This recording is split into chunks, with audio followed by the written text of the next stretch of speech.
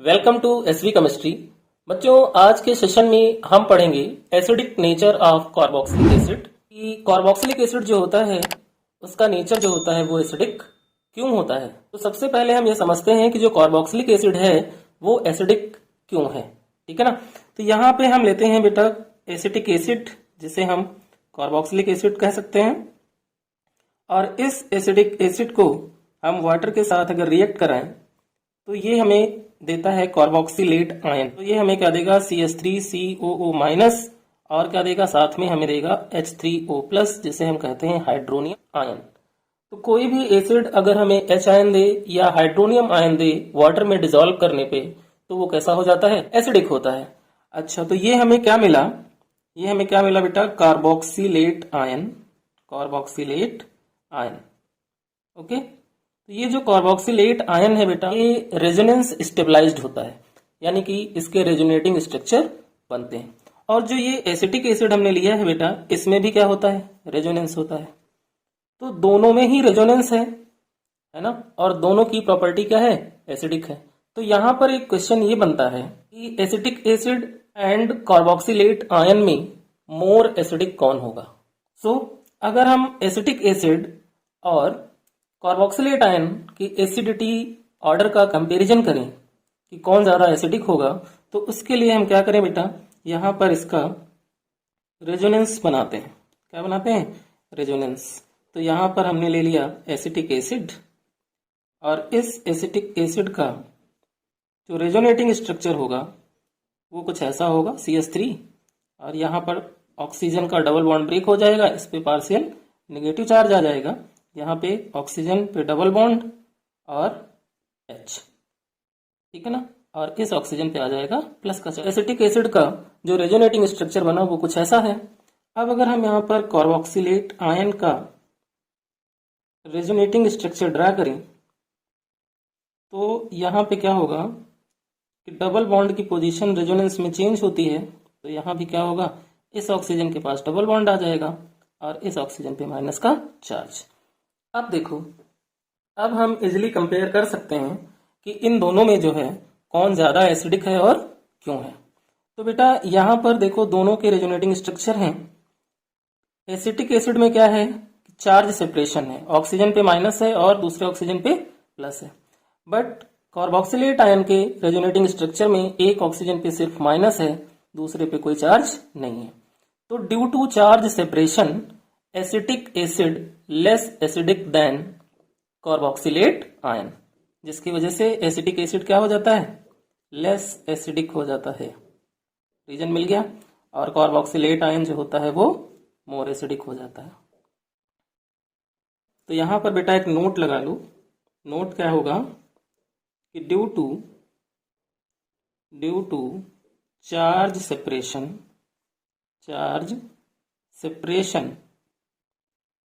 Acetic acid is less acidic than carboxylate ion. अब आप इस क्वेश्चन का आंसर इजिली दे सकते हैं। दूसरा नोट क्या है बेटा, जो कार्बोक्सिलिक एसिड होते हैं उन्हें हम फैटी एसिड भी कहते हैं। तो फैटी एसिड के टर्म में हम क्या करें, इसमें एक ऑर्डर लगाते हैं एसिडिटी का, है ना। तो ऑर्डर ऑफ एसिड स्ट्रेंथ, जो एसिड स्ट्रेंथ का इसका ऑर्डर होता है उसमें फॉर्मिक एसिड की जो एसिडिटी होती है वो सबसे ज़्यादा होती है, उसके बाद हमारी एसिटिक एसिड की होती है, और उसके बाद हमारी CH3 CH2 COOH की एसिडिटी होती है। ठीक है ना। ऐसा क्यों हुआ, क्योंकि यहाँ पर क्या हो रहा है कि जितना ज़्यादा एसिड का मॉलिक्यूलर वेट इंक्रीज होगा उसकी एसिडिटी उतनी ही कम हो जाएगी। तो सबसे ज्यादा जो मॉलिक्यूलर वेट है वो प्रोपेनोइक एसिड का है, उससे कम एसिटिक एसिड का है, और सबसे कम फॉर्मिक एसिड का है।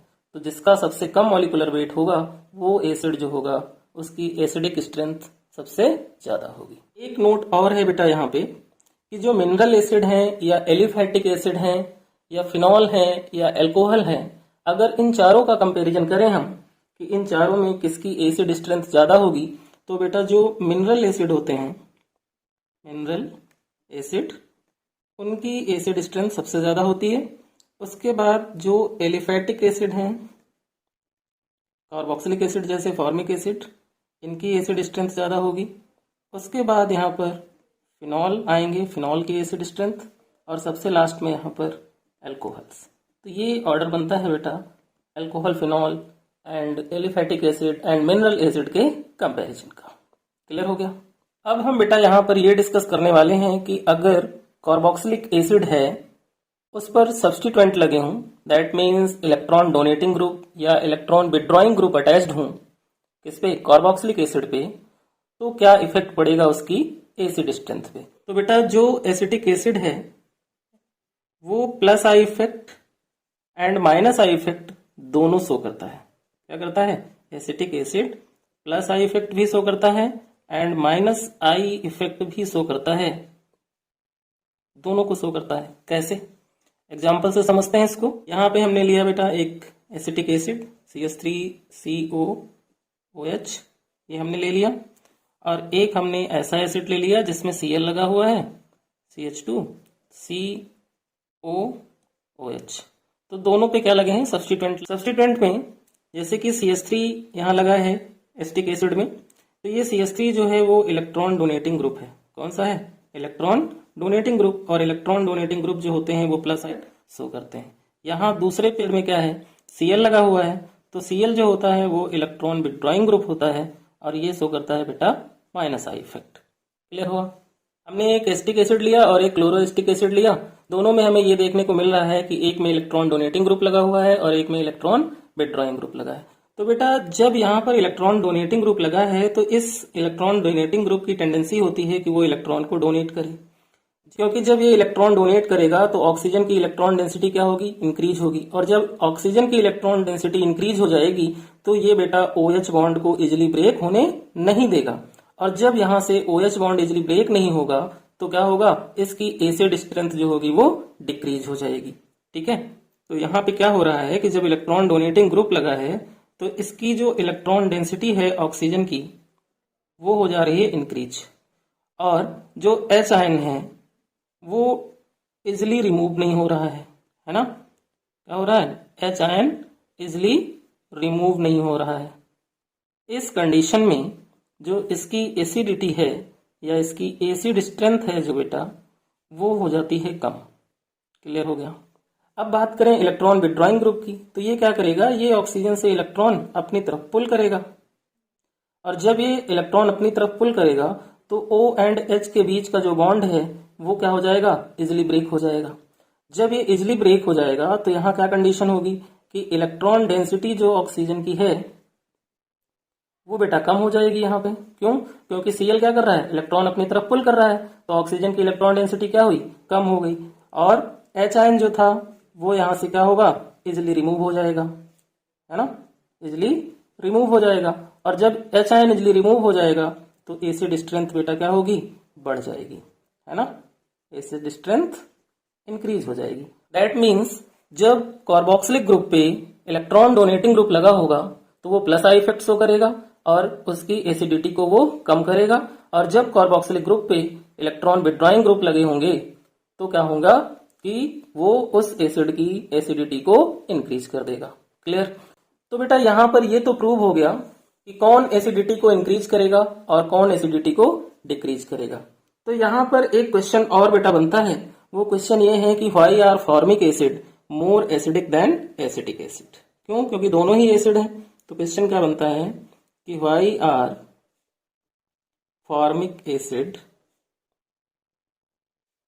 मोर एसिडिक देन एसिटिक एसिड? अब एसिटिक एसिड में क्या होता है बेटा? रेजोनेंस होता है, तो फॉर्मिक एसिड में भी तो रेजोनेंस होता है, दोनों ही रेजोनेंस को शो करते हैं। तो यहाँ पर हम इसके स्ट्रक्चर बनाते हैं जरा। इसका जो स्ट्रक्चर होगा वो कैसा होगा? यहाँ पे O हो गया और H, ये हमारा फॉर्मिक एसिड हो गया, और इस फॉर्मिक एसिड का जो स्ट्रक्चर होगा बेटा वो कैसा होगा? H बॉन्ड C, है ना? और ये क्या होगा? डबल बॉन्ड O, और OH बॉन्ड जब ब्रेक होगा तो इस पे माइनस का चार्ज और H पे क्या आएगा? प्लस का चार्ज। इसने हमें H आयन दे दिया। क्लियर हो गया? अब यहाँ पर हम क्या करें? एसिटिक एसिड ले लें, CH3COOH, ये हमारा जो बना ये फॉर्मेट आयन है, और यहाँ पर जो हमें आयन मिलेगा उसे हम क्या कहेंगे, कार्बोक्सिलेट आयन। तो यहाँ से हमें क्या मिला, कार्बोक्सिलेट आयन, और क्या हुआ, एच आयन यहाँ से भी रिमूव हो गया। तो दोनों में ही हमें क्या मिल रहे हैं बेटा, एच आयन मिल रहे हैं। तो जब दोनों में एच आयन मिल रहे हैं तो क्या होगा यहाँ पे, है ना। कैसे हम फाइंड आउट करेंगे कि फॉर्मिक एसिड जो है वो मोर एसिडिक है एसिटिक एसिड से। तो यहाँ पर चेक करो कि फॉर्मिक एसिड में कोई भी इलेक्ट्रॉन डोनेटिंग ग्रुप नहीं लगा हुआ है, इसलिए यहाँ पर OH बॉन्ड जो होगा वो इजिली ब्रेक हो जाएगा। क्लियर हो गया, या और जब इजिली ब्रेक हो जाएगा तो इजिली रिमूव हो जाएगा। लेकिन यहाँ क्या है, एसिटिक एसिड में कि CH3 लगा हुआ है जो कि इलेक्ट्रॉन डोनेटिंग ग्रुप है, और ये OH बॉन्ड को इजिली ब्रेक होने नहीं देगा, यानी कि यहाँ से H को इजिली रिमूव होने नहीं देगा। ठीक है ना। तो यहाँ से ये क्लियर हो गया कि जो रिमूवल ऑफ H आयन है वो एसिटिक एसिड में क्या है, डिफिकल्ट है ना। क्यों, due two plus I effect. तो यहाँ पर क्या है, प्लस आई इफेक्ट है, क्या है, प्लस आई इफेक्ट, जिसके से H आयन इजिली रिमूव नहीं हो सकता, और जब H आयन इजिली रिमूव नहीं होगा तो इसकी एसिडिटी कम हो जाएगी। लेकिन फॉर्मिक एसिड में क्या है कि कोई भी ऐसा ग्रुप ना होने की वजह से जो कि H आयन को इजिली रिमूव ना होने दे, उसकी एसिडिटी इंक्रीज हो जाएगी। ठीक है ना।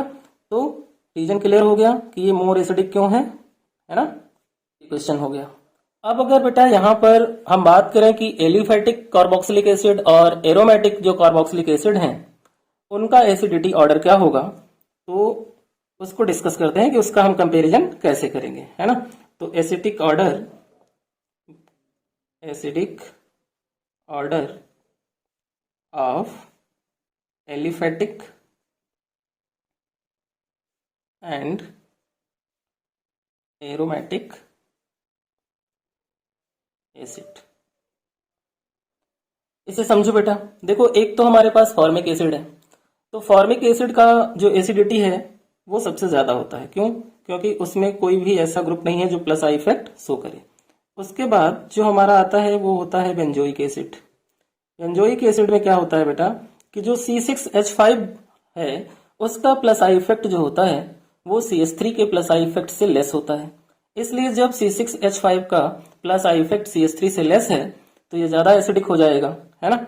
इससे C6H5 CH2 COOH से, है ना। क्यों, क्योंकि यहाँ पर C6H5 के साथ CH2 लग गया, तो इसका plus I effect C6H5 COOH के कंपेरिजन में थोड़ा सा बढ़ गया। तो जब प्लस आई इफेक्ट बढ़ गया तो इसकी एसिडिटी जो है वो बेंजोइक एसिड से कम हो गई। और उसके बाद यहाँ पर CH3COH, इसकी एसिडिटी सबसे कम होगी। रीजन पता चला कि ये ऑर्डर क्यों बना है, ठीक है ना। क्योंकि मिथाइल ग्रुप जो है उसका प्लस आई इफेक्ट क्या होता है, C6H5 यानी एराइल ग्रुप के कंपेरिजन में ज्यादा होता है। दूसरा यहाँ एक जनरल ऑर्डर भी लगता है बेटा एसिडिटी फाइंड करने का, कि अगर कोई कार्बोक्सिलिक ग्रुप है, उस कार्बोक्सिलिक ग्रुप पे CF3 लगा है तो वो ज्यादा एसिडिक होगा NO2 के कंपेरिजन में। NO2 ज्यादा एसिडिक होगा CN के कंपेरिजन में। CN ज्यादा होगा F ज्यादा होगा CL ज्यादा होगा Br ज्यादा होगा I के कंपेरिजन में, और फिर फिनाइल ग्रुप जिसे हम PH लगाते हैं। ये हमारा जनरल एसिडिक ऑर्डर हो गया। जब डिफरेंट सब्स्टिट्यूएंट्स लगे हों कार्बोक्सिलिक ग्रुप पे तो इस ऑर्डर को हम फॉलो करेंगे। थर्ड पॉइंट बेटा ये है कि जो Ka वैल्यू होती है, क्या Ka वैल्यू जब एसिड की बढ़ती है या फिर pK वैल्यू जब घटती है तो जो एसिड स्ट्रेंथ होती है बेटा एसिड की वो बढ़ जाती है। कभी कभी एग्जाम में क्वेश्चन ये भी आता है कि Ka वैल्यू गिवन होती है और एसिडिक ऑर्डर हमें अरेंज करने को बोलता है, तो वहां पर हम क्या करेंगे कि जिसकी Ka वैल्यू सबसे ज्यादा होगी वो ज्यादा एसिडिक होगा, ठीक है।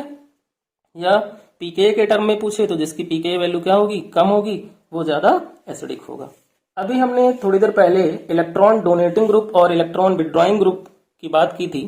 तो बेटा कंडीशन ये है कि जब कार्बोक्सिलिक ग्रुप पे या एरोमेटिक रिंग पे या हम ये कहें कि बेंजीन रिंग पे COOH लगा हो, यानी हमारे पास बेंजोइक एसिड हो और उस पे इलेक्ट्रॉन डोनेटिंग ग्रुप अटैच्ड हो, तो जो एसिडिटी का ऑर्डर होगा वो क्या होगा।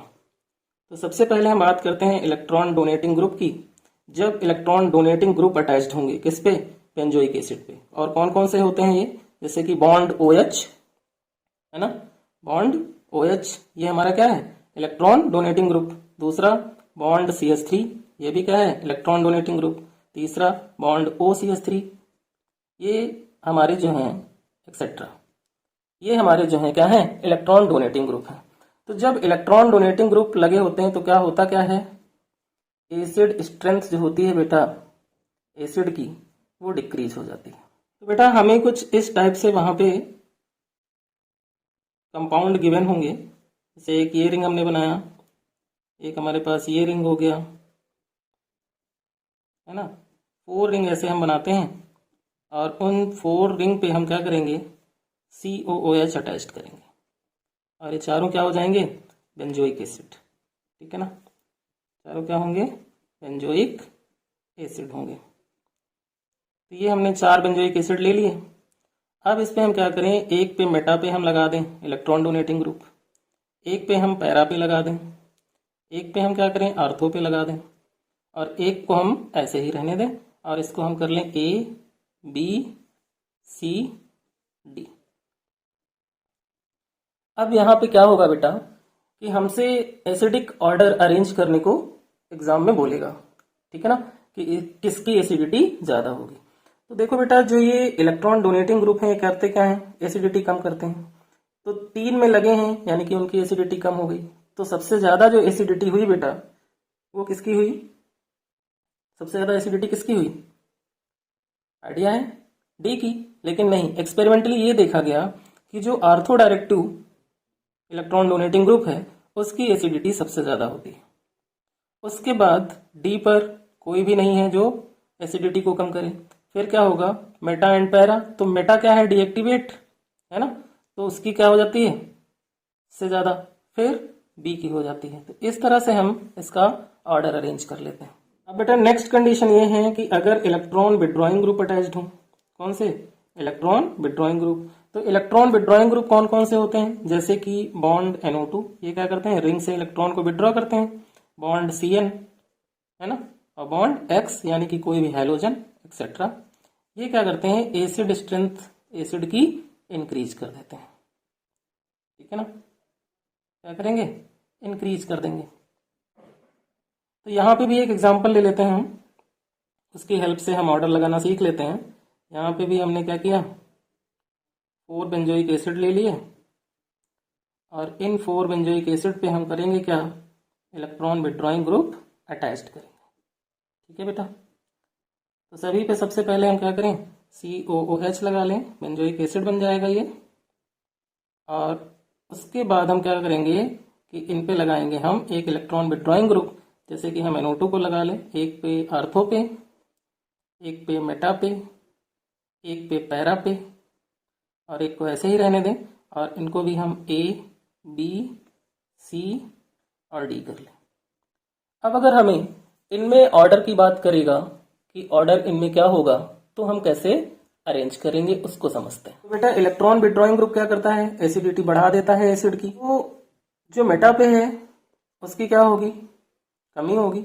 सबसे ज्यादा होगी आर्थो की है ना, उसके बाद होगी किसकी, पैरा की, फिर मेटा की और फिर नॉर्मल। ठीक है ना, तो सबसे पहले आर्थो ज्यादा एसिडिक होगा, फिर क्या होगा पैरा, फिर क्या होगा मेटा और फिर क्या होगा नॉर्मल बेंजोइक एसिड। इस तरह से हम ऑर्डर लगा सकते हैं।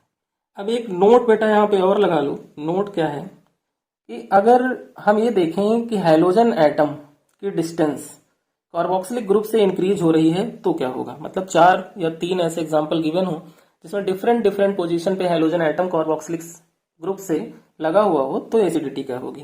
तो यहां पर हम लिखते हैं distance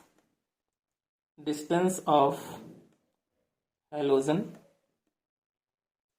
atom, distance of hydrogen atom increase from COOH group. अगर COOH ग्रुप से हाइड्रोजन एटम की डिस्टेंस क्या हो रही है, इंक्रीज हो रही है, तो जो उसकी एसिडिटी होगी बेटा या उसकी एसिड स्ट्रेंथ होगी वो कम हो जाएगी। यानी जितना ज्यादा दूर हाइड्रोजन होगा कार्बोक्सिलिक ग्रुप से उसकी एसिडिटी उतनी ही कम हो जाएगी। ठीक है, एक पॉइंट और है बेटा कि नंबर ऑफ हेलोजन